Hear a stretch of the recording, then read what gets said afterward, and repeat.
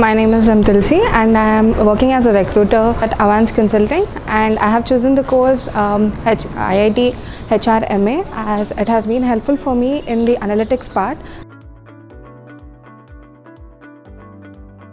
As being a recruiter would be hiring people, and the immersed data to be handled is a bit difficult, and with the help of the analytics, like be it the tools like Power BI, Python and Excel, it was very helpful for me in dealing with the data and analyzing the data, and mostly a bulk of data, and consolidating into a fewer parts and analyzing it was very much helpful. And apart from that, and even being the subjective part, it was helpful in analyzing the things and even learning things from different perspectives, and that's the reason I've mainly chosen the course of HRMA.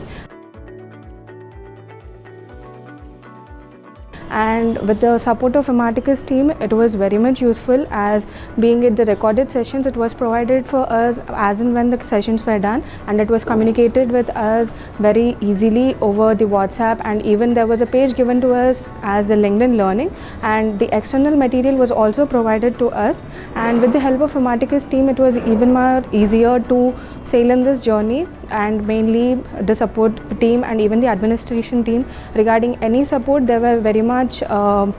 able to